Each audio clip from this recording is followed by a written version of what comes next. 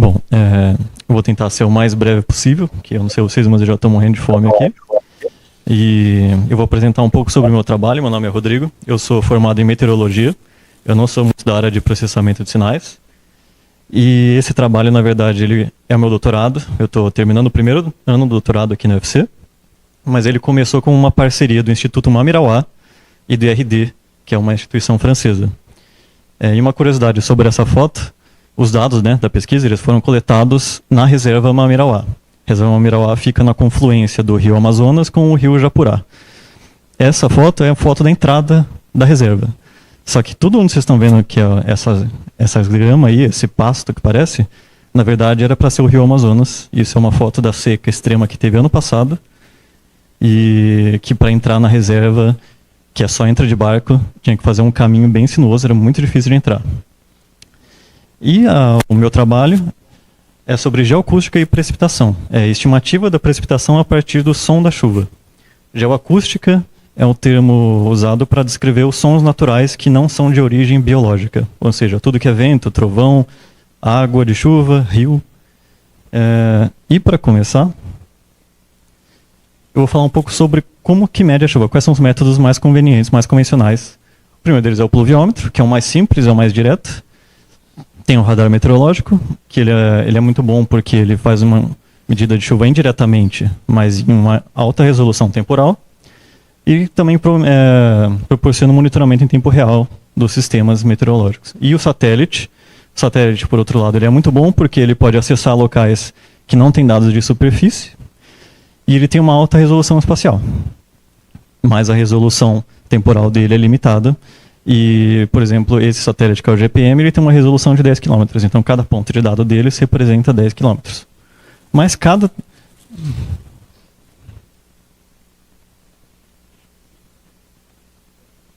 Pode passar aí, por favor. Foi. Cada um desses métodos também tem uma limitação. O pluviômetro, ele não detecta variações de intensidade muito bem. Por exemplo, se você tem uma chuva contínua fraca, que dura muito tempo, até encher o pluviômetro pode demorar. Então pode ter um delay na primeira medida do pluviômetro para quando começou a chuva de verdade. O radar meteorológico ele é muito caro e precisa de uma equipe altamente qualificada para operar e fazer a manutenção. E o satélite ele tem uma baixa resolução temporal. E tanto o radar quanto o satélite, eles precisam de calibração. Eles ainda precisam dos dados de superfície para validar. Ou seja, nada substitui os dados de superfície. E hoje, essa é a distribuição das estações meteorológicas operadas pelo Instituto Nacional de Meteorologia, o INMET. As que estão em azul são estações operantes, as que estão em amarelo estão fechadas, e as que estão em vermelho são estações desativadas. Dá para ver que a maior representação no Sudeste, no Nordeste, tem algumas lá no Sul, mas o Centro-Oeste e a região Norte são muito subrepresentadas. Por exemplo, a região Norte, que ocupa praticamente 40% da extensão do Brasil, não tem quase nada de estação. E tem essa linha de estações aí, que é justamente as estações que estão posicionadas sobre o rio Amazonas. E qual que é o problema disso? A gente já sabe que não chove a mesma coisa na floresta do que chove no rio. Então tem toda essa área que não está sendo representada e isso gera um prejuízo de dados que pode gerar prejuízo na previsão do tempo. Por exemplo, que os modelos de previsão meteorológica eles precisam de um pontapé inicial, eles precisam de uma condição inicial conhecida. Essa condição inicial conhecida vem dos dados de estações meteorológicas ao redor do mundo todo. Então hoje uma região tropical, que é onde a região norte está localizada, que tem a maior quantidade de chuva lá é convectiva. Essas chuvas que você olha para um lado está chovendo e do outro lado já não está chovendo mais. Então é uma resolução espaço-temporal caótica e a única fonte de dados que tem hoje é satélite e essas estações que muitas vezes nem tem dado direito, a gente olha, é interrompido dados. E qual que é a proposta do trabalho? A proposta do trabalho é utilizar metodologias oportunistas para medir a chuva. E esses métodos oportunistas, eles são oportunistas porque eles fazem uso de infraestruturas já existentes que estão sendo usadas para outras coisas para pegar dados de chuva. Esse é um exemplo de um trabalho desenvolvido por um colega aqui de doutorado que usa torres de transmissão de celular para identificar se está chovendo ou não, ou a intensidade de chuva, porque quando está chovendo tem que amplificar o sinal da transmissão. E essa amplificação é proporcional à quantidade de precipitação. Outra proposta usa o para-brisa, o limpador de para-brisa dos carros. Essa pesquisa sugere que esses carros mais novos que têm o limpador automático, quanto mais rápido está o limpador, maior a intensidade da chuva. Então, quanto mais carros a gente tiver disso circulando, dá para pegar mapas de intensidade de chuva em ambientes urbanos. Já em ambiente de floresta, aí entra no tópico da minha pesquisa, que é usar o som da chuva no interior da floresta. E o curioso dessa abordagem é que ela surgiu a partir de biólogos que gravam o som dos animais na floresta, e eles precisavam de um método para descartar o som da chuva, que o som da chuva para eles era desnecessário. Então, eles começaram a desenvolver filtros para detectar e descartar os arquivos automaticamente, para economizar tempo deles. Mas aí foram percebendo que esses dados também podem ser utilizados para outras coisas, principalmente para pegar dados de chuva, onde o pluviômetro, por exemplo, não consegue pegar os dados, porque na floresta o pluviômetro precisa de um local descoberto para coletar os dados. Mas essa relação de chuva e som não é nova. Isso já é sabido desde o final da década de 80, que foi esse artigo mais antigo que eu achei, que um pesquisador propõe utilizar microfones, hidrofones no oceano, acoplados nessas boias que ficam monitorando o mar, para medir o som da chuva. E ele descobriu que o som da chuva, o barulho das gotas atingindo a superfície da água, é proporcional à intensidade da chuva. E aqui eu vou falar um pouco dessa relação entre som e chuva. Aqui eu trouxe 5 espectrogramas de cima para baixo. Sem chuva, chuva fraca, chuva moderada, chuva forte, chuva violenta. O espectrograma é uma representação tridimensional, né, da gravação do som. E eu vou tentar dar o play em um dos sons aí, vamos ver se vai rodar. Acho que não foi.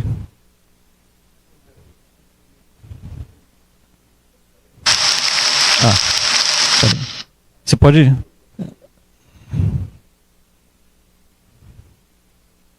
Não está indo. Aí.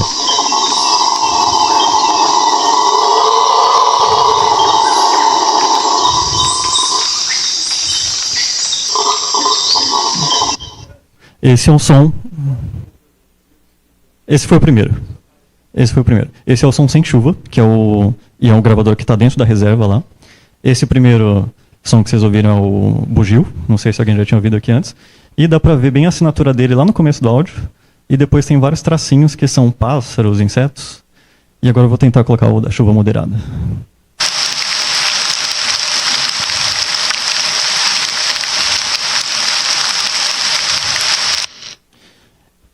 Então dá para ver que tem uma distinção bem clara, né, das intensidades de chuva, e quando começa a chover, todas as vocalizações dos animais praticamente param. É muito difícil ouvir bicho junto com chuva. E é da chuva violenta agora que eu vou colocar, uma chuva bem forte.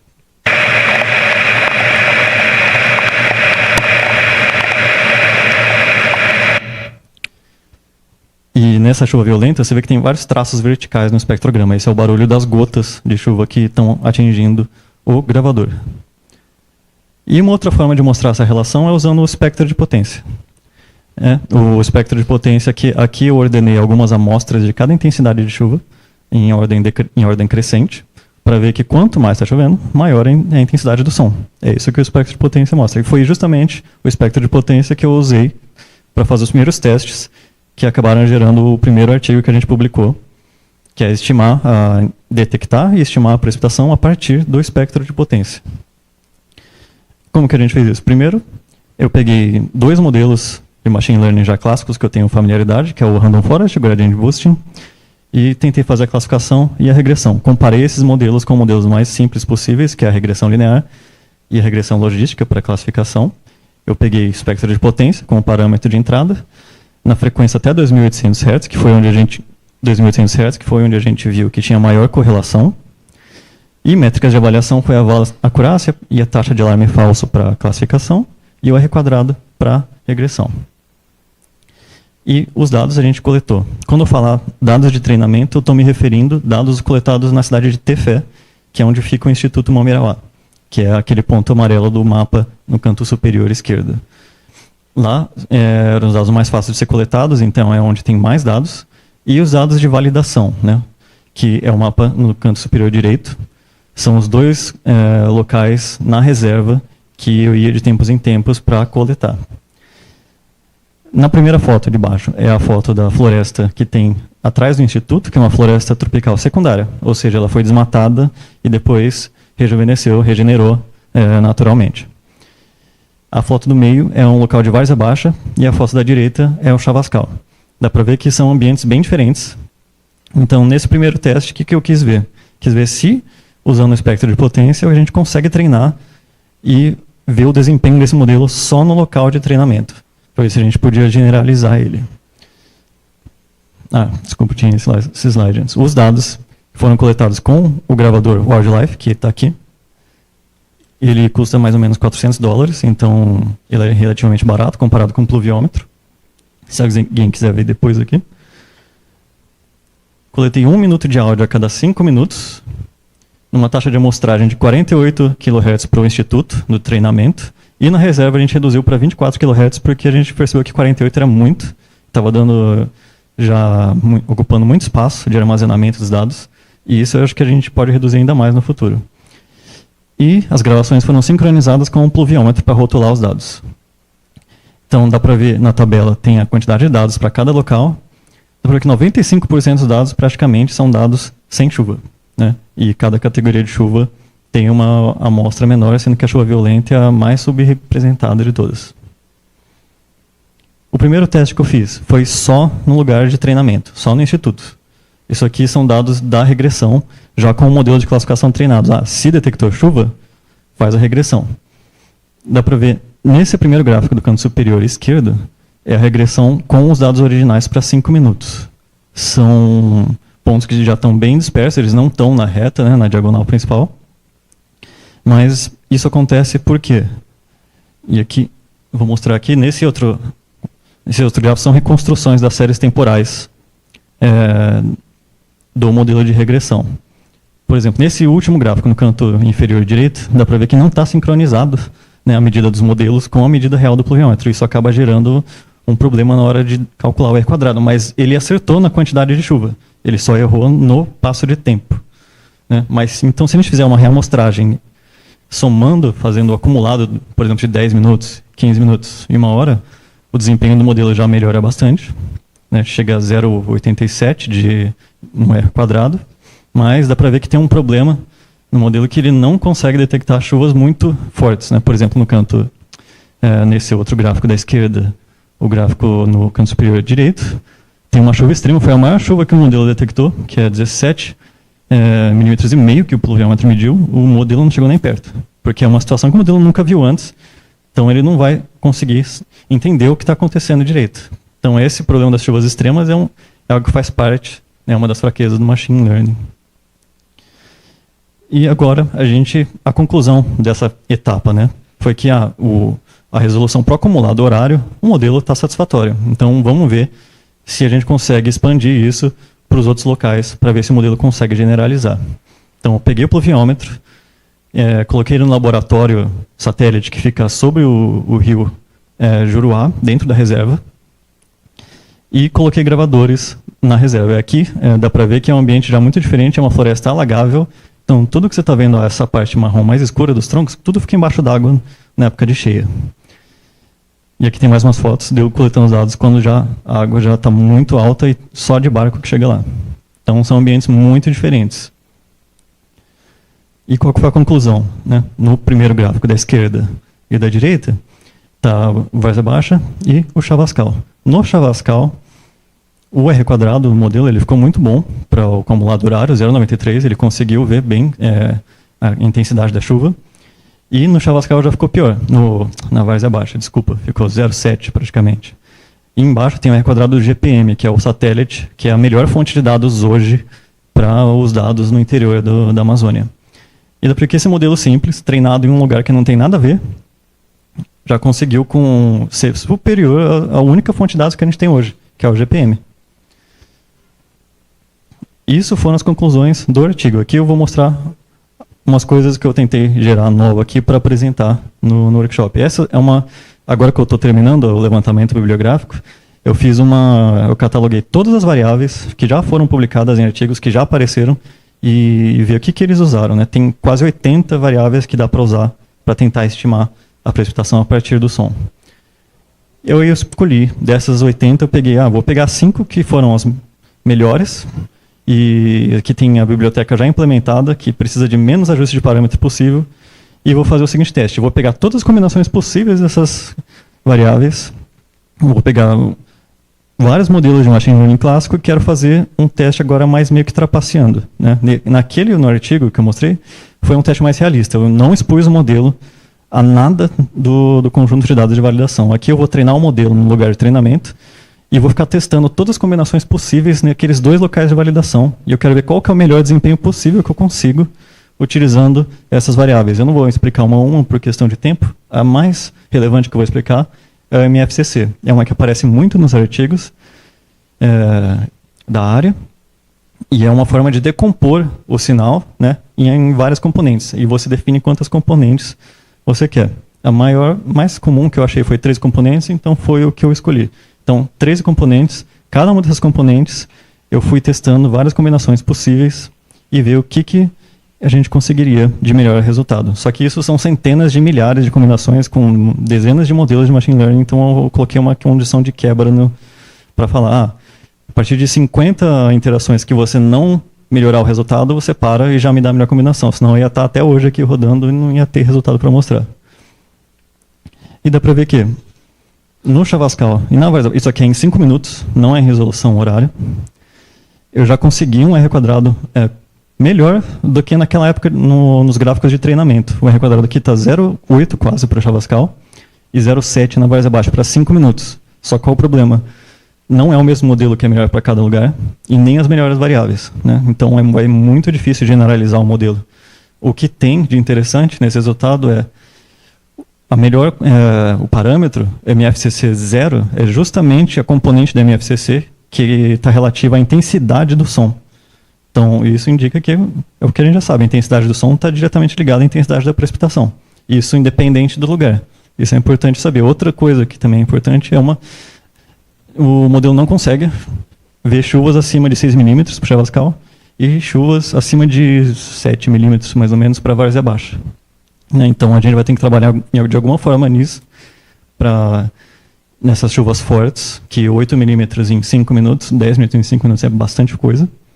Então, chuva forte o modelo não consegue detectar, mas chuvas abaixo disso ele foi razoavelmente bem para várzea baixa e foi muito bem para Chavascal. E os próximos passos da pesquisa? Pegar novos locais, a gente já está gravando aqui em Fortaleza, tem gravadores na Costa do Marfim, na França, na Guiana Francesa, e a gente precisa lidar com a limitação da bateria, porque tem que trocar a bateria a cada 15 dias, mais ou menos, nos gravadores. Lidar com o tamanho dos arquivos, que está tendo muito dado e precisa de muito armazenamento de memória para guardar. Filtrar ruídos indesejados. Tudo isso que eu falei aqui de resultado, a gente não tirou ruídos indesejados. O único filtro que eu fiz foi pegar a frequência até 2.800 Hz.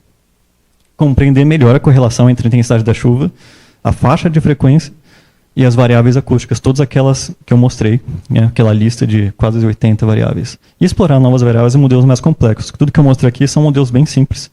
Não é estado da arte, o que o pessoal está usando mais é CNN. E o que a gente aprendeu até aqui? A geoacústica apresenta um potencial concreto para superar alguns dos obstáculos para a aquisição de dados, mas o melhor modelo em um local não é necessariamente o melhor para generalização. Então, esse desafio da generalização vai ser algo que vai ser bem difícil de superar.